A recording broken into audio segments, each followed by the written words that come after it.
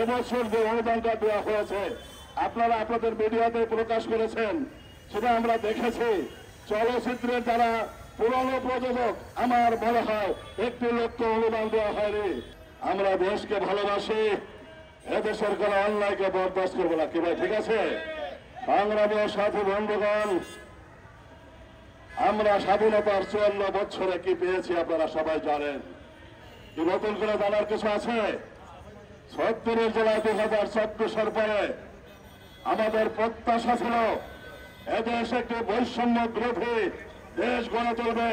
Doctor Yunus সাহেব বিশ্ববরেণ্য ব্যক্তি, তার কাছে আমাদের আশা এবং প্রত্যাশা ছিল আকাশচুম্বী। কি ভাই, ঠিক কিনা?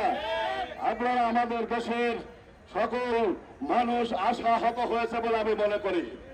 কারণ হল উনি যে পরিমাণ বুদ্ধিমত্তা নিয়ে চলেন, আমি বিশ্বাস করি বাংলাদেশের অনেকে হয়তো সেই বুদ্ধিমত্তার সাথে আছেন বলে আমি মনে করি না। আমরা তার কাছে অনেক কিছু আশা করেছিলাম। আজ দুঃখের সাথে বলতে হয়, তার আশেপাশে উনি যে সমস্ত লোকদের দিয়ে দেশ পরিচালনা করছেন, তাদের কর্মকাণ্ড দেখে আমরা একজন সাংস্কৃতিক কর্মী হিসেবে আমি বলতে চাই, আপনারা অনেকেই জানেন, ছোট্ট একটু বৈষম্যের কথা আমি বলি।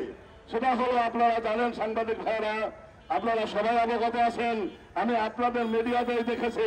সেটা হলো বাংলাদেশের সর্বপ্রথম বলে জিয়াউর রহমান একটি অধ্যাদেশ জারি করে গিয়েছিলেন বাংলাদেশ চলচ্চিত্রের জন্য। সেটা হলো কি, যারা চলচ্চিত্র নির্মাণ করেন, চলচ্চিত্র প্রযোজকদের, যে সমস্ত প্রযোজকরা নিয়মিত সিনেমা নির্মাণ করেন, সে সমস্ত সিনেমাগুলো যাতে সুন্দরভাবে আরো ভালোভাবে করতে পারে, সেজন্য সরকার সহযোগিতা করতে চেয়েছিলেন। সেই লক্ষ্যে প্রযোজকদেরকে একটি অনুদানের প্রথা চালু করে গিয়েছিলেন। আপনারা সবাই জানেন। কি সাংবাদিক ভাই, আপনারা জানেন না? অবশ্যই জানেন। যারা সত্যিকার অর্থে সাংবাদিক অবশ্যই জানেন। কিন্তু সেই প্রথাটা স্বাধীনতার 54 বছরে জিয়াউর রহমান ক্ষমতা থেকে চলে যাওয়ার পরে অদ্যবধি আমরা যারা দেখেছি, চলচ্চিত্রের নামদেরকে নাম ভাঙিয়ে নাম মাত্র কিছু অনুদান ইতিপূর্বে আমরা দেখেছি 2 জন 4 জন 5 জনকে চলচ্চিত্র প্রযোজকদেরকে দিয়ে, আর শুধুমাত্র বিভিন্ন দল মত নির্বিশেষে তাদের লোকদেরকে এটা দেওয়া হয়েছে। এটাকে বৈষম্য ছিল। এই বৈষম্য আমরা দূর করতে চেয়েছিলাম।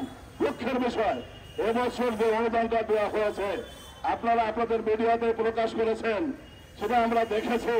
চলচ্চিত্রের যারা পুরনো প্রযোজক, আমার মনে হয় 1 লক্ষ অনুদান দেওয়া হয়নি। এবং যাদেরকে দেওয়া হয়েছে তারা কবে, কোথায়, কিভাবে চলচ্চিত্র নির্মাণ করেছে, চলচ্চিত্র সংশ্লিষ্ট ব্যক্তিরা তাদেরকে চিনেই না। আমি অনেককে জিজ্ঞাসা করেছি, তারা বলে আপনাদের চিনি না।